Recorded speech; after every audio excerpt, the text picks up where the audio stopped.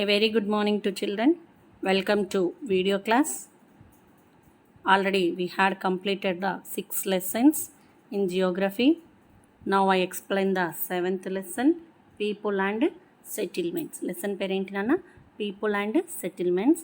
In previous lesson we have to understand how to conduct the survey for the census. అంటే జనాభా లెక్కల కోసం ఎలా సర్వేని కండక్ట్ చేశామో పోయినసారి లెసన్లో పీపుల్ లెసన్లో తెలుసుకున్నాం కదా. Now we are going to learn people and settlements. ప్రజలు వాళ్ళ యొక్క నివాస ప్రాంతాలు, వాళ్ళు ఎక్కడ ఉంటున్నారు, ఎక్కడ సెటిల్ అయ్యారు, ఇన్ అర్బనైజేషన్ ఆర్ రూరలైజేషన్. రూరల్లో నివసిస్తున్నారా, అయితే what they have to do, వాళ్ళు ఏం వర్క్ చేస్తున్నారు, అర్బనైజేషన్ ఆర్ మైగ్రేషన్, వలస వెళ్ళారా, ఇవన్నీ కూడా మనం ఈ లెసన్లో నేర్చుకుందాం.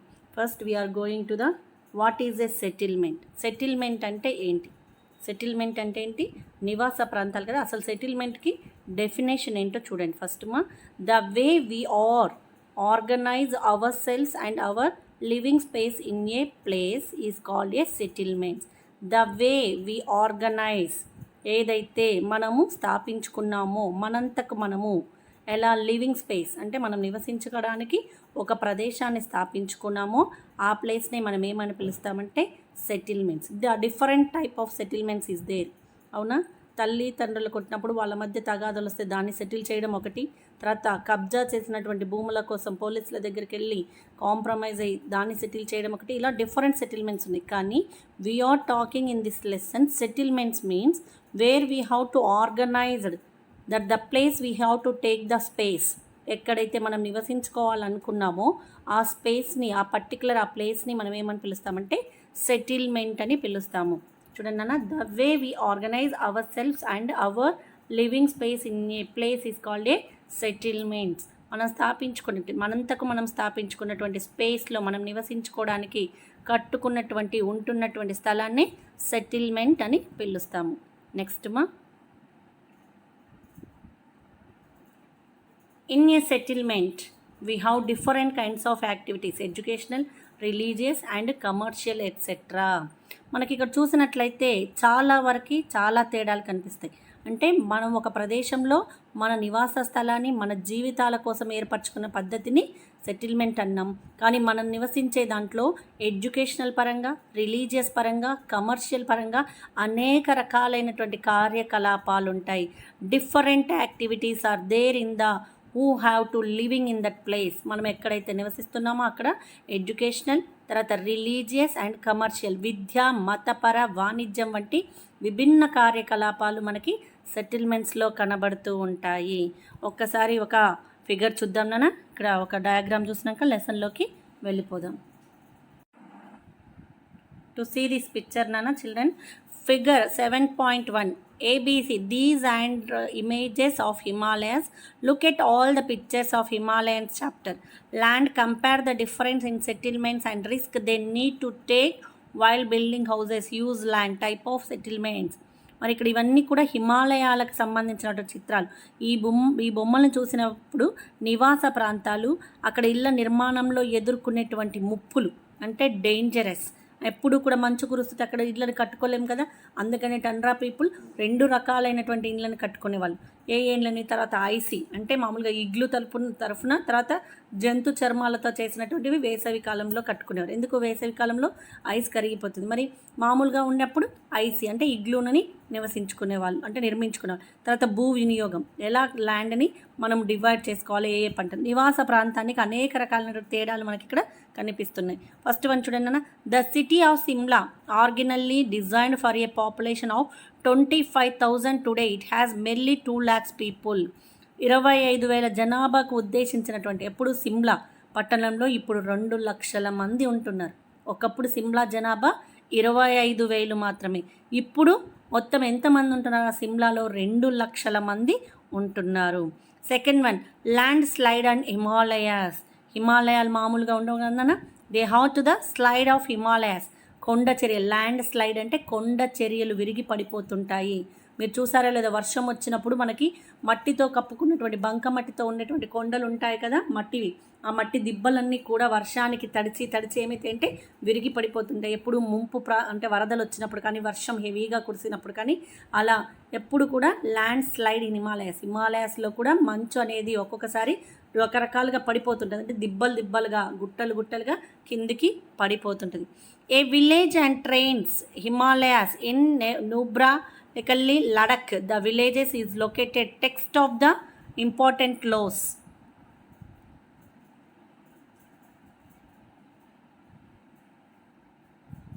ఓకే అమ్మా, ఇక్కడ చూడండి నాన్న, ఒక్కసారి హిమాలయంలోని లడఖ్లోని సుబ్రా లోయలో ఒక గ్రామం మంచు కొండ కరగడంతో ఏర్పడినటువంటి వాగు పక్కన నివాస ప్రాంతాన్ని ఏర్పరచుకున్నారు.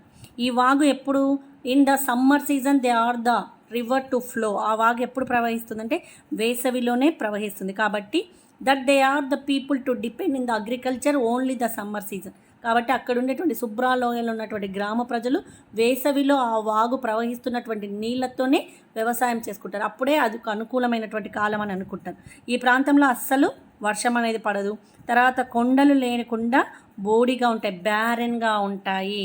The region receive almost no rainfall, mountains are barren. మొత్తం కూడా బోడిగా ఉంటాయి. ఎప్పుడు కూడా మనకి కొండ చర్యలు ఎక్కువగా చెట్లతో కనబడవు, ఎందుకంటే మంచు ప్రాంతం కాబట్టి ఇక్కడ వర్షాలు అనేవి కురవు. వర్షం పడితేనే కదా మనకు చెట్లు కలిసేది. అంటే ఇక్కడ 25,000 జనాభా ఉన్నటువంటి సిమ్లాలో ఇప్పుడు 2 లక్షల మంది ఉన్నారు. తర్వాత హిమాలయాల్లో మధ్యలో కొండ చర్యలు విరిగి పడిపోతుంటాయి. అంతేకాకుండా లడఖ్లోని సుబ్రా లోయలో ఉన్నటువంటి ఒక గ్రామం మంచు కొండ విరిగిపడంతో, అంటే మంచు కొండ కరిగిపోవడంతో అక్కడ ఏమైంది, ఒక వాగులాగా ఏర్పడింది. మంచుకొండ కరిగినప్పుడు ఏమవుతుంది, మొత్తం కూడా ఎప్పుడో ఒకసారి వచ్చినటువంటి సన్ రైజెస్కి మంచు కరగడంతో వాటర్ ఏమైంది, ఫ్లో అవుతూ అక్కడ ఒక రివర్ ప్రాంతం అనేది ఏర్పడింది. ఆ వాగు పక్కనే కొంతమంది, అంటే కొంత జనాభా నివాస స్థలాలని ఏర్పరచుకున్నారు. అది ఎప్పుడు only in the summer season the river are the flow. Only summer సీజన్లో మాత్రమే ఆ రివర్ ఫ్లో అవుతుంటుంది.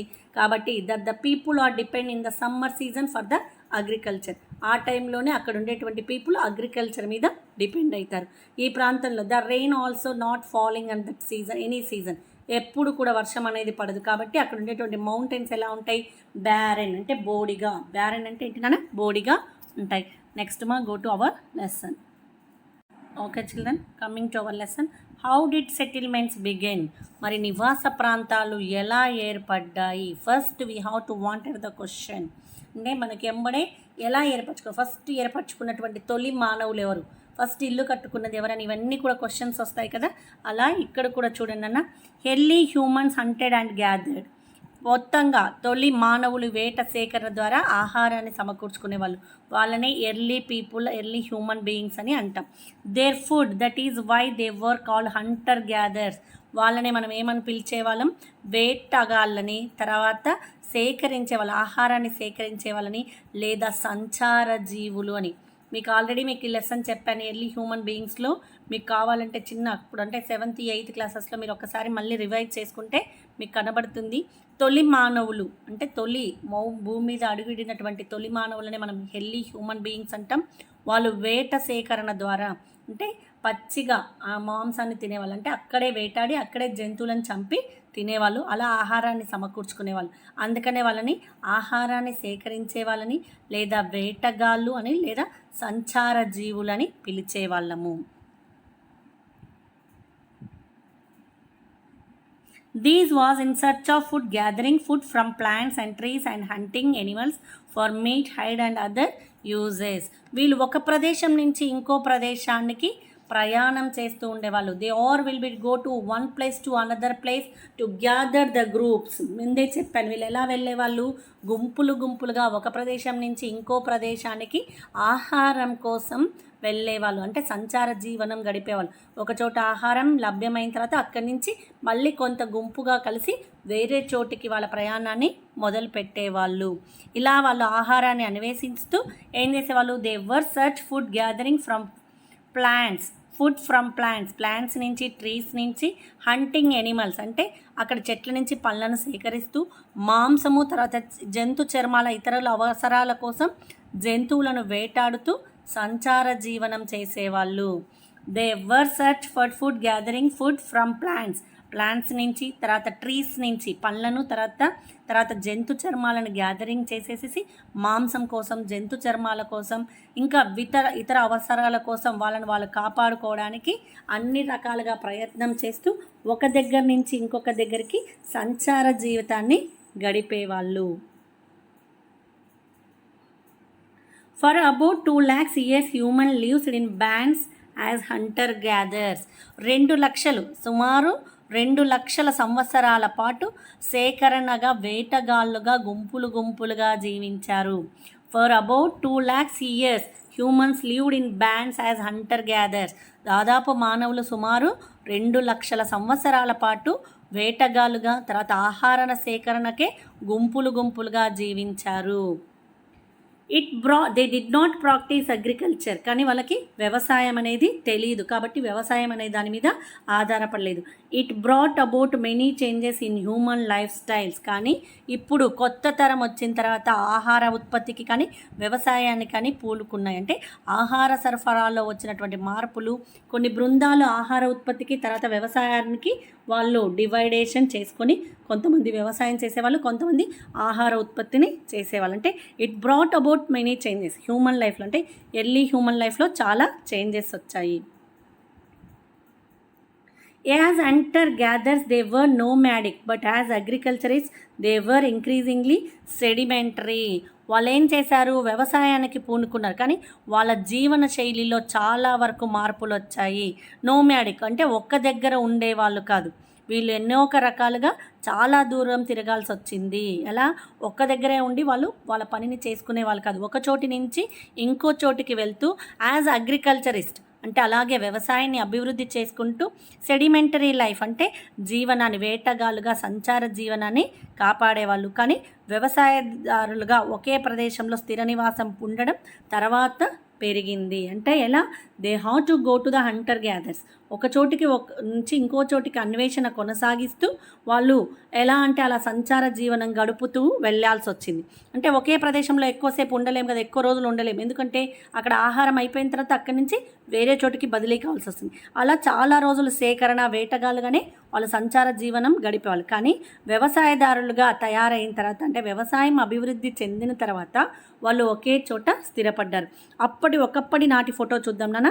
మధ్యప్రదేశ్లో భీంబేట్కాలో ఆదిమ మానవులు నివసించినటువంటి ఒక రాతి గుహను మనం ఇప్పుడు చూద్దాం.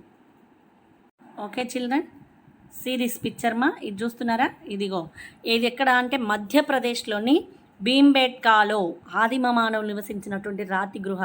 దీని కింద నివసించే వాళ్ళంట వాళ్ళు.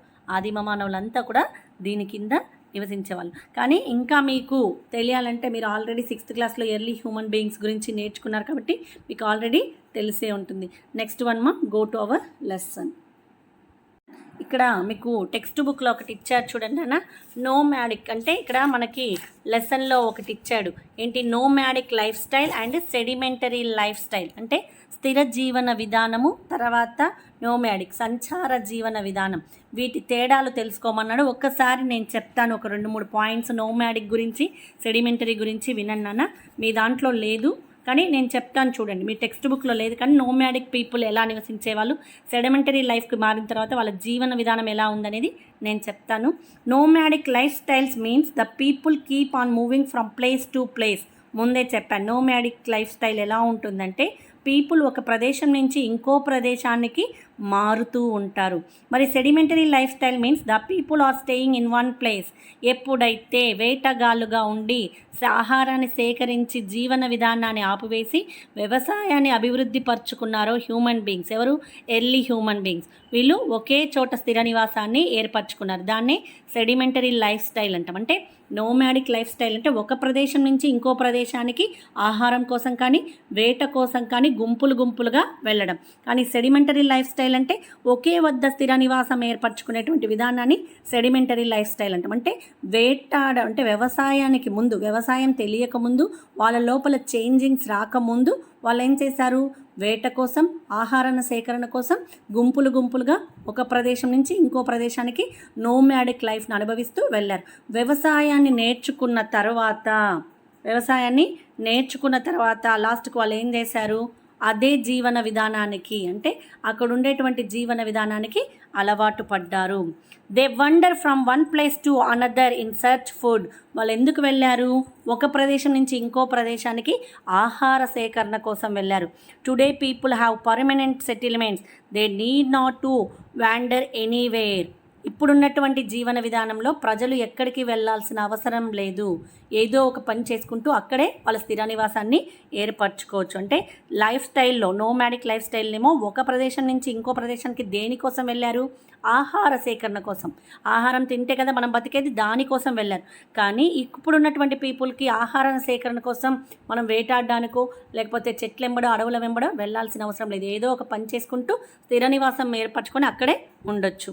Nomadic life, they hunt always move from place to in search of food.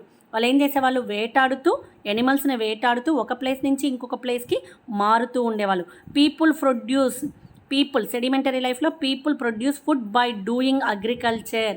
మరి వాళ్ళేమో ఆహారం కోసం వేటాడుతూ వాళ్ళ దారిని వాళ్ళు వెతుక్కున్నారు. ఎప్పుడు నోమాడిక్ లైఫ్ పీపుల్. కానీ అగ్రికల్చర్ విధానం డెవలప్ అయిన తర్వాత పీపుల్ ఆర్ ప్రొడ్యూసింగ్, అక్కడ ప్రజలే ఉత్పత్తి చేస్తున్నారు. దేన్ని? ఫుడ్ని. అగ్రికల్చర్ మెథడ్ అంటే వ్యవసాయానికి అనుకూలంగా ఉండేటువంటి పద్ధతులను నేర్చుకొని ఫుడ్ని ప్రొడ్యూసింగ్ చేస్తున్నారు. ఎవరు? ఇక్కడ ఉండేటువంటి sedimentary life style people. Nomadic people are purely related the nature. వాళ్ళు మొత్తం కూడా నోమాడిక్ లైఫ్ పీపుల్ ఎప్పుడు కూడా they have to living in to the nature. ఎప్పుడు కూడా నేచర్లో బతికే వాళ్ళు, ఫ్రెష్గా ఉండేటువంటి ఆక్సిజన్ పిలుస్తూ, అంటే ఒక కోరిలేషన్షిప్ని వాళ్ళు నేచర్తోనే కొనసాగించే వాళ్ళు. They are living far from the nature. ఇప్పుడున్నటువంటి present position people, they are living far the nature. ఇప్పుడున్నటువంటి ప్రజలు ఎవరైనా కానీ మనము అడవులకి కానీ చెట్లకు కానీ దగ్గరగా నివసిస్తున్నామా? That is very different life style of the sedimentary life people in to the now days. This is the present situation is the very dangerous for the future people. మనం అనుకుంటున్నాం కన్నా ఫ్యూచర్ ఇంకా చాలా వరకు చాలా రకరకాలైనటువంటి కారణాలైనటువంటి వైరస్లను చూడాల్సి వస్తుంది. తర్వాత ఆక్సిజన్ లేకుండా సిలిండర్లతో కాలం గడిపేటువంటి వాటిని చూడాల్సి వస్తుంది. కాబట్టి we have to far away the nature. చాలా దూరంగా ఉన్నాం. అసలు చెట్లను కొట్టేసేసి మనం ఫ్లాట్ల మీద ఫ్లాట్లు కొడుతున్నాం. కానీ నోమాడిక్లో ఉన్నటువంటి హెల్దీ హ్యూమన్ పీపుల్ మాత్రం కోరిలేషన్ టు మెయింటైన్స్ ద నేచర్కి చాలా దగ్గరగా ఉండేవాళ్ళు. They are illiterates. వాళ్ళంతా కూడా నిరక్షరాస్యులు. వాళ్ళకేమీ చదువు రాదు, పాపం వాళ్ళకేమీ తెలీదు. వాళ్ళ భాష కూడా వెరైటీగా ఉండేది. ఎందుకంటే ట్రైబల్ పీపుల్ కదా, చెంచు పీపుల్, ఎరక జాతి వాళ్ళు కదా. అందుకని ఎప్పుడైనా కానీ గంపలలో మనకి మందులు అమ్మడానికి వచ్చినప్పుడు చూడండి అన్న, వాళ్ళ లైఫ్ స్టైల్ కానీ, తర్వాత వాళ్ళ జీవన విధానం కానీ, తర్వాత వాళ్ళు మాట్లాడే భాష కానీ ఒక రకమైనటువంటి డిఫరెంట్ స్టైల్లో ఉంటుంది. ఎందుకంటే దే ఆర్ ద ఇల్లిటరేట్, నిరక్షరాస్యులు. They are mostly literate. ఇప్పుడున్నటువంటి సెడిమెంటరీ లైఫ్ పీపుల్ అందరూ కూడా దాదాపుగా అక్షరాస్యులే, చదువుకున్న వాళ్ళే. కానీ జ్ఞానం మాత్రమే లేదు మనకి. వాళ్ళకి జ్ఞానం ఉండి నేచర్ని కాపాడుకుంటూ వచ్చేవాళ్ళు. They have to doing the పోడు కల్టివేషన్. వ్యవసాయాన్ని నేర్చుకున్న తర్వాత పోడు కల్టివేషన్లో వ్యవసాయాన్ని చేశారంటే అక్కడ భూమిని ఉపయోగించుకొని అక్కడ ఉన్నటువంటి చెట్ల ప్లేస్లో ఇంకో చోట చెట్లను నాటేవాళ్ళు. అలా నేచర్ని పెంచుకుంటూ వచ్చారు. మనం ఏం చేస్తున్నాం? ఇప్పుడున్నటువంటి మన నివాస ప్రాంతాలను ఏర్పరచుకోవడానికి అక్కడ ఉన్నటువంటి చెట్లను నరికేసేసి ఫ్లాట్ల మీద ఫ్లాట్లు కొడుతూ ఆనందంగా చెడు గాలిని పీల్చుకుంటూ హ్యాపీగా బతుకుతున్నాం కదా నాన్న. That is very right. They lived in band as Hunter gathers. వాళ్ళు ఒకే దగ్గర నిలబడకుండా ఎక్కడెక్కడో తిరుగుతూ వాళ్ళ యొక్క కాలాన్ని గడుపుతూ వచ్చేవాళ్ళు. They live independently in different settlements like villages, towns, cities and etcetera. వీళ్ళేమో అందరూ ఒకే దగ్గర కలిసి ఒకే గుంపులుగా నివసించేవాళ్ళు. ఎవరు? Nomadic people. అందరూ ఒకే దగ్గర, అక్కడ కొంచెం గుడిసె వేసుకొని, ఇంకో చోట ఇంకో గుడిసె వేసుకొని అలా దగ్గరగా ఉండు ఏదైనా కష్టం వస్తే అందరూ కూడా కలిసి పంచుకునేవాళ్ళు. Now that people also to living in to the villages and cities and the towns. ఇప్పుడు కూడా నివసిస్తున్నారు పీపుల్. ఎలా నివసిస్తున్నారు? మనుషులకు దూరంగా, మనుషులకి తర్వాత నేచర్కి దూరంగా నివసిస్తూ వాళ్ళంతకు వాళ్ళు ఇండివిజువల్గా బతుకుతున్నారు. ఎవరిని కూడా పలకరించకుండా. అంటే మేడం అందరూ అలాగే ఉన్నారా? No at all. That is the 80% of the people are there. మొత్తానికి 80% పీపుల్ అలాగే ఉన్నారు. In towns mainly. టౌన్స్లలో చూస్తే మనం ఎవరింటికన్నా వెళ్ళి ఒక గ్లాస్ మంచినీళ్ళు అడిగితే కనీసం తలుపు కూడా తీయరు. తెలుసా? భయపడుతున్నారు. ఎందుకంటే ప్రపంచం అలా మారిపోతుంది. ఎవరితో ఏ మానవునికి కూడా సంబంధం లేకుండా, ఇంకా రాబోయే రోజులలో ఫ్యూచర్లో పక్కింటి వాళ్ళు ఏం చేస్తున్నారో కూడా మనకు తెలియని స్థితిలోకి వెళ్ళిపోతామేమో ఇలాగే మనం రిలేషన్షిప్ కింద మెయింటైన్ చేస్తే. అంటే అంత అవసరం it is the very important. అంటే నలుగురు మాట్లాడడానికి కావాలి, అలాగని మనం ఒంటరి జీవితాన్ని అనుభవించలేం కదా. అప్పటి లైఫే బాగుంది. అట్లాగే మనం కూడా ఎర్లీ హ్యూమన్ బీయింగ్స్ లాగా ఉంటే ఎంచక్క నేచర్కి దగ్గరగా ఉండి అక్కడ దొరికినటువంటి పళ్ళను, తర్వాత నెక్స్ట్ వ్యవసాయాన్ని కూడా అభివృద్ధి తెచ్చుకుంటూ అక్కడే ఉండేవాళ్ళం. కానీ ఇప్పుడున్నటువంటి లైఫ్లో there is the no fun and enjoy, ఏది లేదు, తమాషా లేదు, ఎంజాయ్ లేదు. ఎందుకు? సింగిల్ పీపుల్, ఇద్దరే ఉంటారు, పేరెంట్స్, ఇద్దరు పిల్లలు. ఏం చేస్తారు ఎంతసేపు ఉన్నా కానీ? When we have to addicted the smart phones and the mobiles and the computers and the TV. ఎందుకు? That the different virus also to enter into our countries.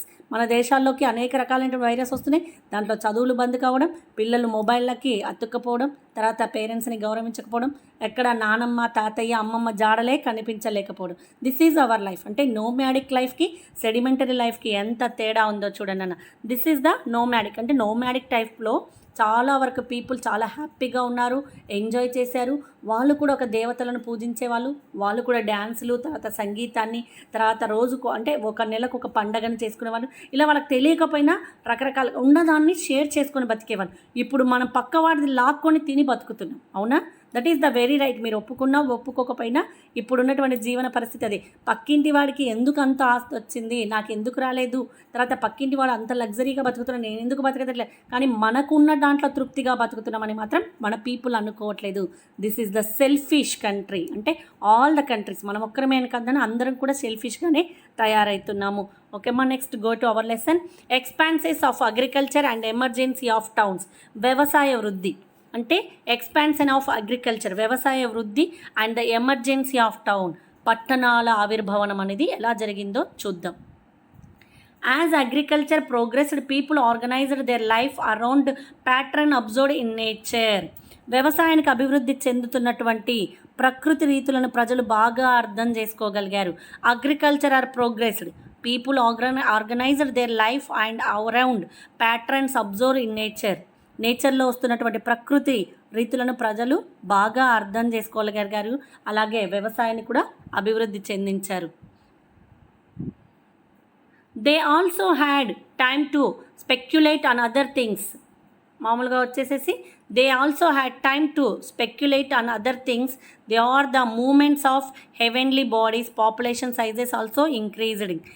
ఉదాహరణకు చూస్తే ఋతుచక్రాలు అంటే కాలగమనం అనేది మారిపోవడం, వాతావరణ పరిస్థితులను ముందుగానే ఊహించడం, వెదర్ రిపోర్టింగ్ ఉంది, క్లైమేట్ రిపోర్టింగ్ ఉంది. అందుకని మనకి రేపు ఉదయం ఏం జరుగుతుందో ముందే తెలుస్తుంది. అంటే రాబోయే 2-3 రోజుల్లో ప్రకాశం డిస్టిక్లో, ఆంధ్రాలో భారీ వర్షాలు మనకు ముందుగానే తెలిసిపోతుంది కదా నాన్న. అలాగే they are will be to the understanding. అప్పుడు పీపుల్కి తెలీదు ఎంత అయిందన్నా కానీ, ఎప్పుడు ఎండ వస్తుందో ఎప్పుడు వాన పడుతుందో అప్పుడు తెలియదు. కానీ ఇప్పుడు కాలం చాలా వెరీ ఫాస్ట్గా వెళ్ళిపోతుంది. తర్వాత వాతావరణ పరిస్థితులను ముందుగానే ఊహిస్తున్నాం. తర్వాత they hot the moment heavenly bodies, population sizes. అంతేకాకుండా ఆకాశంలో గ్రహాల కదలికల వంటివి, తర్వాత వాళ్ళకి సమయం కూడా చిక్కింది. అంటే ఆకాశంలో ఉన్నటువంటి గ్రహాల గురించి తెలుసుకోవడానికి కూడా మనం ఎంతో అన్వేషణ చేస్తున్నాం. దానితో పాటు we have to increasing the population size, జనాభాను కూడా పెంచుతున్నాము. అక్కడే ఆగిపోయామా? Not at all. We have to going to the increasing of the population size. పాపులేషన్ని చాలా పెంచుకుంటూ వస్తున్నాం, చాలా నేర్చుకున్నాం, చాలా అభివృద్ధి చెందాము. Now we are going to the 21st century. మనం 21వ శతాబ్దంలో పరిగెడుతున్నాము.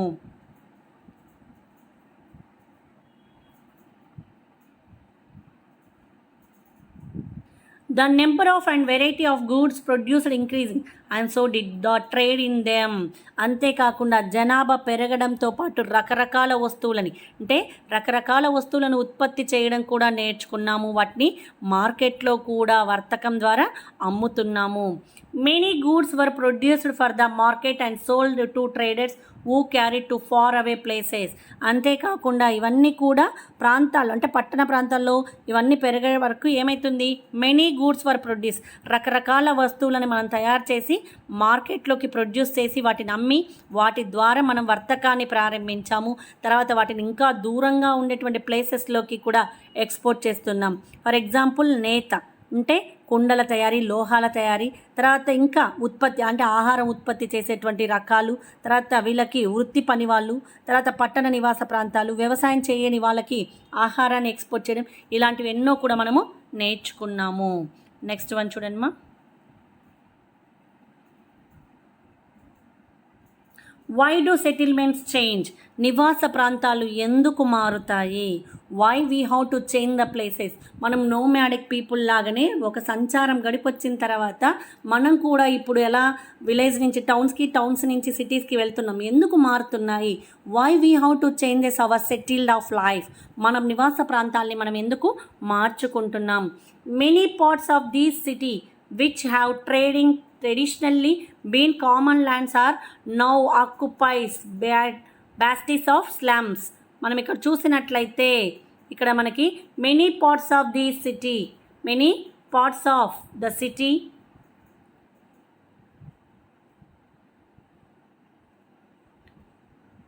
many parts of the city which have traditionally been common lands are now occupied as bastis and slums.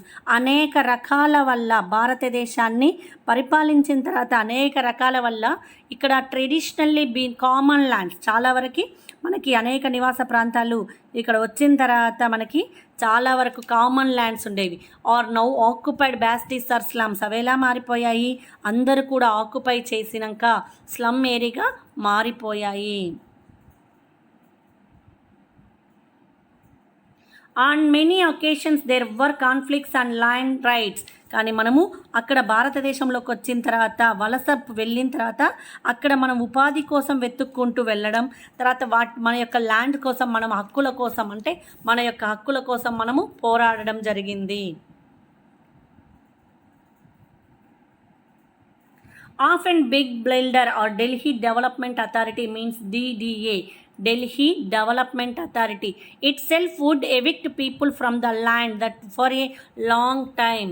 ఇక్కడ చూసినట్లయితే ఢిల్లీలో నివసించినటువంటి గణాంకాల ప్రకారం నివసిస్తే 1951లో ఎంతమంది నివసించారంటే దాదాపు 60 సంవత్సరాలు, అంటే ఎంతమంది? దాదాపు 20 లక్షలు, 1,60,00,000 మంది నివసిస్తున్నారు. ఢిల్లీ ఇప్పుడు అతిపెద్ద నగరం మనకి. కానీ 60 సంవత్సరాల్లో దీని జనాభా 8 రెట్లు పెరిగింది. ఎంత పెరిగిందన్న? 8 రెట్లు పెరిగింది. ఇక్కడ ఢిల్లీ అంటే మనకి ఇక్కడ వచ్చేసేసి ఢిల్లీ డెవలప్మెంట్ అథారిటీ ఏం చేసిందంటే evict people from the land that for a long time.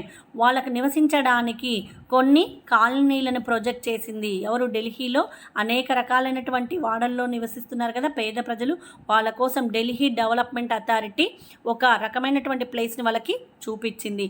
వాటినే మనం ఏమంటామంటే పునర్నివాస కాలనీలు. ఏమని పిలుస్తాం నాన్న?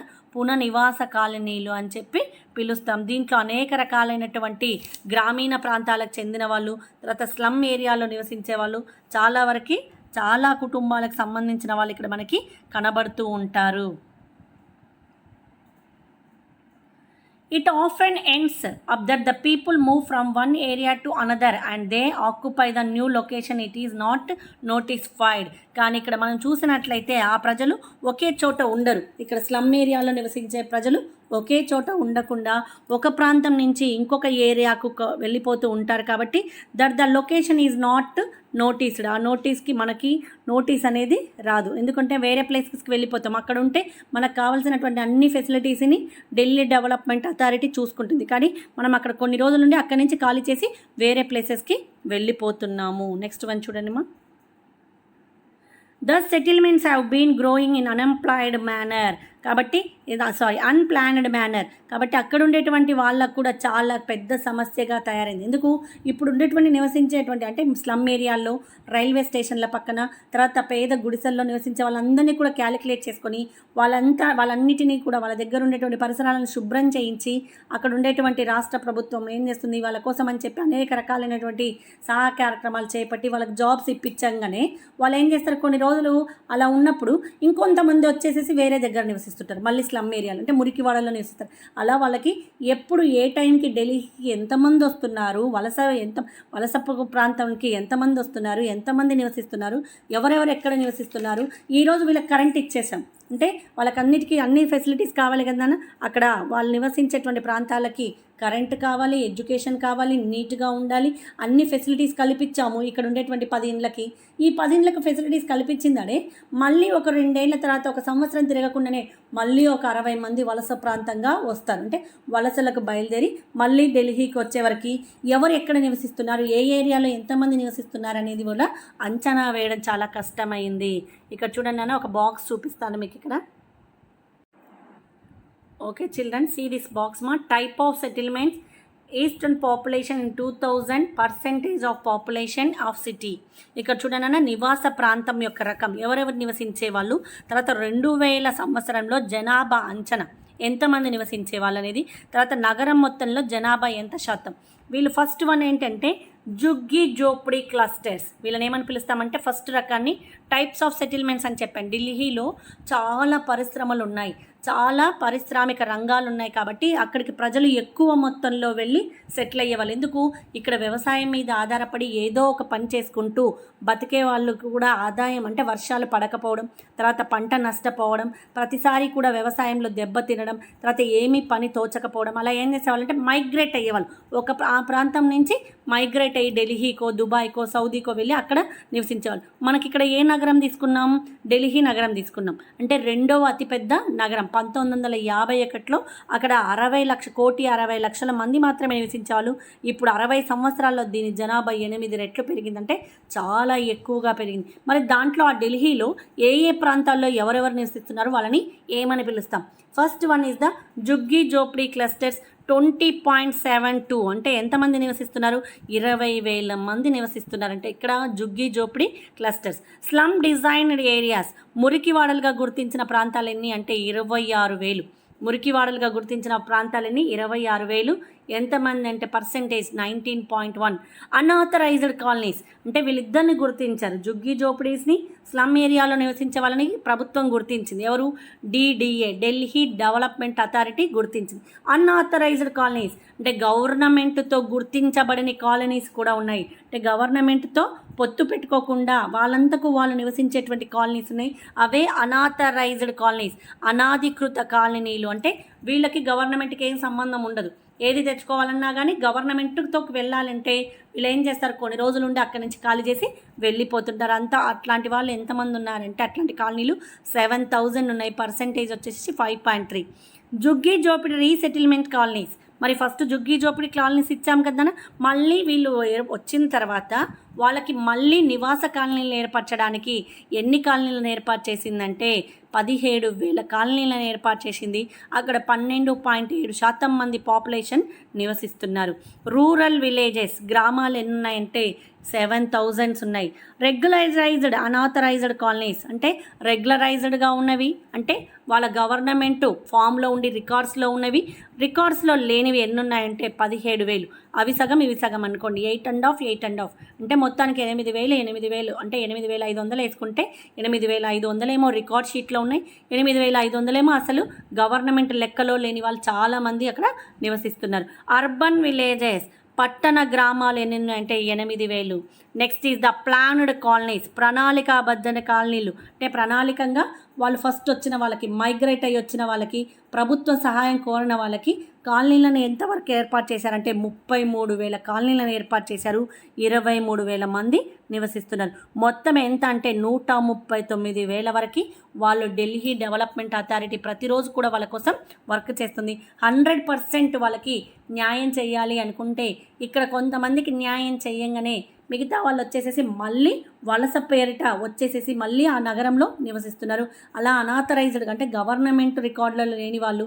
ఎందుకు, మనకి బియ్యం కావాలంటే రేషన్ కార్డు కావాలి, రేషన్ కార్డు కావాలంటే మనం ఫస్ట్ అప్రోచ్ కావాలి గవర్నమెంట్. అలా అనాథరైజ్డ్గా ఉండేవాళ్ళు చాలామంది ఇక్కడ మనకి కనిపిస్తూ ఉంటారు. Next going to our lesson మా. Next children come to lesson. What kind of places attracted settlements, ఎటువంటి ప్రదేశాలు నివాస ప్రాంతాలుగా మారుతాయి, ఎటువంటి ప్రదేశాలు మనకి నివాస ప్రాంతాలుగా మారుతాయో చూద్దాం. To understand this we need to look at these basic concepts. మళ్ళీ ఇక్కడ మనము దీన్ని అర్థం చేసుకోవడానికి కనీసం 3 విషయాలని పరిశీలించాలి. ఎటువంటి వాటిని మనము కాలనీస్గా ఏర్పరచుకుంటాం, ఎటువంటి దాంట్లో మనం నివసించడానికి సెటిల్మెంట్స్ అనేవి నివాస ప్రాంతాలుగా మారుతాయని చూడాలి. First one is the site, situation, history.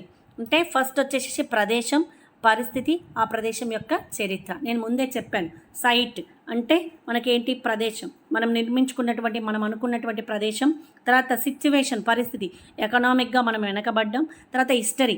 ఎవరికి ఎక్కువ హిస్టరీ ఉంది? ఢిల్లీకి ఎక్కువ హిస్టరీ ఉంది. ఎందుకు? Most of the industrializations is there in to the Delhi.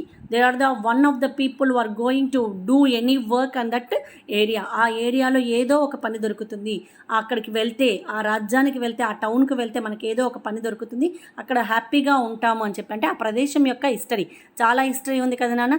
రాజధాని నగరం, ఒకప్పుడు రాజధాని నగరం, చాలా ఇండస్ట్రీస్ అనేవి ఉన్నాయి, ఏదో ఒక పని చేసుకొని బతుకోవచ్చు అనేటువంటి కాన్ఫిడెంట్తో మనం మైగ్రేట్ అయ్యి వెళ్ళిపోతున్నాం. అంటే మనం ప్రధానంగా నివాస ప్రాంతాలు మనకు అట్రాక్ట్గా మారడానికి మూడు రకాలైనటువంటి విషయాలని మనము ఫామ్లోకి తీసుకోవాలి. ఫస్ట్ వచ్చేసి site, situation and the history.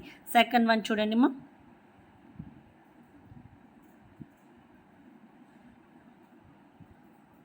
Site refers to the characteristics of the place. It is topography, altitude, water, character size, types of soil, security, shelter from natural forces and so on. మరి ఇక్కడ మనం చూసుకున్నట్లయితే ఏది ఒక ప్రదేశం వాళ్ళ యొక్క ప్రాంత లక్షణాలను తెలియజేస్తుంది. Site refers to the characteristics of the place. ఆ ప్రదేశం యొక్క లక్షణాలని తెలియజేస్తుంది. ఏంటివంటే టోపోగ్రఫీ, మిట్ట పల్లాలు సముద్రానికి ఎంత ఎత్తులో ఉన్నాయి, తర్వాత ఆల్టిట్యూడ్ ఎంత ఎత్తులో ఉన్నాయి ఆ ప్రదేశాలు అనేవి, తర్వాత వాటర్ క్యారెక్టర్ సైజ్, చెరువులు ఉన్నాయా, నదులు ఉన్నాయా, అక్కడ భూగర్భ జలాలు ఉన్నాయా, టైప్స్ ఆఫ్ సాయిల్స్, ఎలాంటి రకాలైనటువంటి నేలలు ఉన్నాయి, సెక్యూరిటీ, ఎలాంటి భద్రత ఉంటుంది, నెక్స్ట్ ఈజ్ ద షెల్టర్, ఎలాంటి షెల్టర్ అంటే మాకు షెల్టర్ దొరుకుతుందా లేదా, natural forces and so on, ప్రకృతి శక్తుల నుంచి రక్షణ కల్పించుకుంటామా లేదా, ఇవన్నీ కూడా చూస్తాము. అంటే ప్రదేశం చూసినప్పుడు అక్కడ ఆ ప్రదేశం మనకు సరిపోతుందా లేదా, అంటే ఆ ఇంటి మనం కొత్త ఇంటికి వెళ్తాం, పాత ఇంటి నుంచి కొత్త ఇంటికి వెళ్ళినప్పుడు మనమంతా కూడా నైబర్స్ని తర్వాత మన ప్రదేశాన్ని ఒకసారి తేరిపార చూసుకుంటాం. ఎందుకు? వెళ్ళంగానే మనకు ఒకసారి నిద్ర పట్టదు. కొత్త వాళ్ళ ఇంటికి ఎవరింటికన్నా వెళ్తే నిద్ర పట్టదు. ఎందుకు? మన ఇంటిని వదిలిపెట్టి కొత్త ఇంటికి వచ్చామన్నటువంటి ఉద్దేశంతో మనకు నిద్ర పట్టదు. ఆ పరిసరాలు అలవాటు అయినాక కానీ మనకి ఆ ప్రదేశం అలవాటు అయిపోదు. అలా మనము ప్రదేశాన్ని చూసేటప్పుడు అక్కడ ఉండేటువంటి అవి సముద్రానికి దగ్గరగా ఉన్నాయా, లేకపోతే సముద్రం కంటే ఎత్తులో ఉన్నాయా, తర్వాత అక్కడ ఏమేమి నీటి సదుపాయాలు అంటే చెరువులు ఉన్నాయా, భూగర్భ జలాలు ఉన్నాయా, నదులు ఉన్నాయా, మనకు వాటర్ కావాలంటే ఎక్కడి నుంచి తెచ్చుకోవాలి, తర్వాత డీప్ వెల్స్ ఉన్నాయి, ఇవన్నీ కూడా ఆలోచిస్తాం. అంతేకాకుండా నేల రకాలు, టైప్స్ ఆఫ్ సాయిల్స్, మనం ఒకవేళ ఉద్యోగం దొరకకపోతే, ఒకవేళ అక్కడ మనం స్థిరపడకపోతే అక్కడ ఏమైనా సాయిల్స్ ఉన్నాయా, ఎలాంటి సాయిల్స్ ఉన్నాయి, వ్యవసాయానికి అనువుగా ఉన్నటువంటి సెక్యూరిటీ, మన భద్రత ఏంటి, మనం ఎక్కడ ఉండాలి, నెక్స్ట్ ఈజ్ ద షెల్టర్, ఎక్కడ ఉండాలి, మనకు సెక్యూరిటీ ఉంటుందా లేదా ఆ ప్రదేశంలో ఉంటే, next is the natural forces and so on, మనకి నేచర్ ఎలాంటి దగ్గర నుంచి అంటే ప్రకృతి దగ్గర నుంచి ఎలాంటి ఒడిదుడుకులు లేవు కదా, ఇవన్నీ కూడా మనము ఆలోచిస్తాము. ఇది is the site. Next is the situation. Situation describes the connection with other places. మరి సిచ్యువేషన్ అనేది, పరిస్థితి అనేది ఎప్పుడు కూడా ప్రాంతాలు ఒంటరిగా ఉండవు, ఏదో ఒక విధంగా వేరే ప్రాంతాలతో వాటికి కనెక్షన్ ఉంటుంది. Situation describe the connection with other places. Situation అనేది ఎప్పుడు కూడా ఒంటరిగా అనేది ఉండదు, వేరే వాళ్ళతో కనెక్షన్ అయ్యి ఉంటుంది. History of the place describe the known of that place and signification about the place. మనం ఆ ప్రదేశానితో ఎంతో చరిత్ర ఉంటుంది. ఆ పరిస్థితికి అంటే పరిస్థితి అనేది మనకి అక్కడ ఇతర ప్రదేశాలతో ఉన్నటువంటి సంబంధాలను తెలియజేస్తుంది. అంతేకాకుండా తనకి చాలా హిస్టరీ ఉంటుంది. ఆ పరిస్థితి, ఆ ప్రదేశం వెనుక చాలా హిస్టరీ అనేది దాగి ఉంటుంది. ఇక్కడ మనము ఒకటి చూద్దాం నాన్న, ప్రతాప్గఢ్ కోట అనేది ఉంది. ప్రతాప్గఢ్ కోట అనేది శివాజీ నిర్మించినటువంటిది. ప్రతాప్గఢ్ కోట అనేది మనం ఒకసారి చూసి మళ్ళీ లెసన్లోకి వచ్చేద్దాం. Okay children, this is the Pratapgarh కోట. ఇది శివాజీ నిర్మించినటువంటి ప్రతాప్గఢ్ కోట. మరి దీన్ని ఎందుకు నిర్మించాడంటే అతడు మనకి అక్కడి నుంచి శత్రువులు తనపై దాడి చేయకుండా అంటే ఉండడానికి, తర్వాత దండెత్తి వచ్చినటువంటి ప్రాచీన కాలంలో నీటి సరఫరా బాగా ఉన్నటువంటి ప్రదేశాలు, దండెత్తి వచ్చేటువంటి శత్రువులను రక్షణ ఇచ్చేటువంటి ప్రాంతాలకు నివాసాలను ఎంపిక చేసుకునేవాళ్ళు. ఎందుకు? ఉదాహరణకు ఛత్రపతి శివాజీ మహారాష్ట్రలోని ప్రతాప్గఢ్ అనేటువంటి కోటను నిర్మించాడు. ఎందుకు? ఈ ప్రదేశం చాలా ఎత్తులో ఉంటుంది. చూడండి, ఈ ప్రదేశం అంతా కూడా చాలా ఎత్తులో ఉండి చుట్టుపక్కల అన్ని ప్రాంతాలు కనబడతాయి.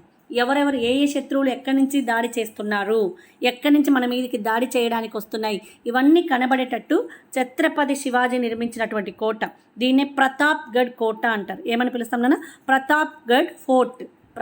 ఫోర్ట్ ఆఫ్ ప్రతాప్గఢ్ లేదా ప్రతాప్గఢ్ ఫోర్ట్ అంటాము. దీన్ని ఎందుకు నిర్మించాడంటే మహారాష్ట్రలో శివాజీ అక్కడి నుంచి ఈ ప్రదేశం చాలా ఎత్తులో నిర్మించాడు. ఎందుకు? తను రాజు, తన మీదికి మిగతా రాజులందరూ కూడా దండెత్తి వచ్చేటువంటి విషయాన్ని కనుగొనడానికి ఈ ప్రదేశాన్ని చాలా ఎత్తులో నిర్మించాడు. ఎవరు? ఛత్రపతి శివాజీ. ఎందుకు? ఈ ప్రదేశం చాలా ఎత్తులో ఉండడం వల్ల ఏమవుతుంది, అక్కడ చుట్టుపక్కల ఉన్నటువంటి ప్రాంతాలన్నీ కూడా మనకి కనబడతాయి. ఒక్కసారి మీరు మిద్ద మీదకి వెళ్ళినప్పుడు అటు సైడ్ అంతా కూడా మీ నేచర్ని చూడండి అన్న, మీ నైబర్స్ని, మనకి చెన్నకేశ్వర స్వామి టెంపుల్ గోపురం కనబడుతుంది కదా, ఎటువైపు నుంచి చూసినా అది కనబడుతుంది. అంటే అది చాలా ఎత్తులో నిర్మించాడు. ఇక్కడ కూడా ఛత్రపతి శివాజీ తన యొక్క కోటను, ప్రతాప్గఢ్ అనేటువంటి కోటని చాలా ఎత్తులో నిర్మించాడు. శత్రువులు వచ్చేటువంటి విషయాన్ని తెలుసుకోవడానికి, తర్వాత సైనిక పరంగా భద్రతగా ఉండడానికి ఈ కోటను తను నిర్మించుకున్నాడు. ఎవరు? ఛత్రపతి శివాజీ. ఓకేమ్మా, go to our lesson. Okay children, how are the settlements organized? మరి సెటిల్మెంట్స్ అనేవి ఎలా ఆర్గనైజ్ చేస్తారో చూద్దాం నాన్న. సెటిల్మెంట్స్ అనేవి యాజ్ సెటిల్మెంట్స్ బికేమ్ మోర్, మరి నివాస ప్రదేశాలను ఎలా ఆర్గనైజ్ చేస్తాడని తెలుసుకునే ముందు మీకు ఇంకొక 2 పిక్చర్స్ చూపిస్తాను నాన్న. ఇక్కడ చూడండి, విశాఖపట్టణానికి ఒక సుదీర్ఘ చరిత్ర ఉంది. ఫర్ ఎగ్జాంపుల్ చెప్పాను, పరిస్థితి చెప్పాను, తర్వాత ప్రదేశం చెప్పాను కదా, తర్వాత సిచ్యువేషన్ కూడా చెప్పాలి కదా. సిచ్యువేషన్ చెప్పాను, తర్వాత హిస్టరీ చెప్పాలంటే ఫర్ ఎగ్జాంపుల్ విశాఖపట్టణానికి తీసుకుంటే అది అంతకు ముందు దాన్ని ఎంతోమంది రాజులు పరిపాలించారు. మరి 19వ శతాబ్దంలో దీనిపై అంటే విశాఖపట్టణంపై ఆధిపత్యం కోసం 2 దేశాలు పోరాడాయి, బ్రిటిషు తర్వాత ఫ్రెంచ్. ఎందుకు? విశాఖపట్టణం అనేది నౌకాయానానికి చాలా అనుకువగా ఉండే ప్రాంతం. ప్రదేశం యొక్క హిస్టరీ చెప్తున్నాను. నేను చెప్పాను ఫస్టే, ప్రదేశం చెప్పాను, పరిస్థితి చెప్పాను, అంటే సైట్ చెప్పాను, సిచ్యువేషన్ చెప్పాను, హిస్టరీ చెప్పాలి కదా. అలా హిస్టరీలో ఒక చిన్న ఎగ్జాంపుల్ చెప్తున్నాను, విశాఖపట్టణం గురించి చెప్తున్నాను. విశాఖపట్టణాన్ని చాలామంది రాజులు పరిపాలించారు, అంటే వలసలు జరగక ముందుకు చాలామంది రాజులు పరిపాలించారు. కానీ 19వ శతాబ్దంలో ఈ విశాఖపట్టణం మీద ఆధిపత్యం కోసం, అంటే మనం భారతదేశాన్ని మీద ఆధిపత్యం కోసం బ్రిటిష్ వాళ్ళు ఎలా అయితే వచ్చారో అలాగే విశాఖపట్టణంపై కూడా ఆధిపత్యం కోసం 2 దేశాల వాళ్ళు పోరాడారు. ఎవరు? బ్రిటిష్ వాళ్ళు, ఫ్రెంచ్ వాళ్ళు. ఎందుకంటే ఇక్కడ నౌకలు నిర్మించేటువంటి నౌకాయానానికి అనుకూలమైనటువంటి వాతావరణం ఇక్కడ ఉంటుందని చెప్పి ఈ 2 దేశాల వాళ్ళు ఎంతో ప్రాముఖ్యతనిచ్చారు. తర్వాత ఈ రేవుల నుంచి, అంటే ఇక్కడ ఉండేటువంటి ముడి పదార్థాలు, అంటే మామూలుగా రా మెటీరియల్స్ ఏవైతే ఉన్నాయో వాటిని దొంగతనంగా వాళ్ళ యొక్క ప్రదేశాలకు సులువుగా తరలించడానికి సముద్ర మార్గం అనేది కావాలి. కాబట్టి ఆ సముద్రం అనేది ఎక్కడుంది? బీచ్ అనేది మనకు విశాఖపట్టణంలో కనబడుతుంది, వైజాగ్ బీచ్ అంటాం. కాబట్టి ఈ 2 ప్రదేశాలు, అంటే ఈ ప్రదేశం కోసం 2 దేశాల వాళ్ళు చాలా వరకు పోరాడారు. ఆ విధంగానే ముంబై, చెన్నై వంటి వాటిని కూడా పాలకులు చాలా వరకు పరిపాలించారు. తర్వాత భారతదేశ సహజ వనరులు కొల్లగొట్టడానికి కూడా మరింత అభివృద్ధి చేశారు. అంటే భారతదేశంలో మనకి చాలా సహజ వనరులు ఉన్నాయన్న, వీటినన్నిటిని కూడా కొట్టేసేసి రైల్వే ప్లాట్ఫామ్ చేసి వాళ్ళు దోచుకున్నటువంటి సొమ్మునంతా కూడా ఈజీ మార్గంలో వాళ్ళకి ఎంపిక, అంటే మామూలుగా ఏం చేసేవాళ్ళు, వాళ్ళ యొక్క కంపెనీలకు తర్వాత వాళ్ళ యొక్క దేశాలకి ఇంపోర్ట్ చేసుకునేవాళ్ళు. ఇక్కడ ఒక పట్టిక చూద్దాం నాన్న. విశాఖపట్టణంలో జనాభా 2011 వరకు మనం సెన్సెస్ ప్రకారం చూసుకున్నట్లయితే 121 కోట్ల జనాభా అని చెప్పాం కదా. ఆంధ్రప్రదేశ్లో విశాఖపట్టణం కూడా ఒకటి ఉంది. కాబట్టి 1901 నుంచి 2011 వరకు ఎంతమంది జనాభా నివసిస్తున్నారనేది మనం ఇక్కడ చూద్దాం. First children, see this picture మా. Population of Visakhapatnam, year, population percentage. In 1901 40,000 మంది నివసిస్తున్నారు. పాపులేషన్ చేంజెస్ ఇన్ విశాఖపట్నం, జనాభాలో మార్పు. పక్కన ఇచ్చినటువంటి టేబుల్ని చూసినట్లయితే numbers reported for every decade, if not decades data is not reported here. పక్కన ఇచ్చినటువంటి జనాభా వివరాల్లో ఒకవేళ లేకపోతే ఏ గణాంకాలు ఇక్కడ లేవనేది మనకి తెలుస్తుంది.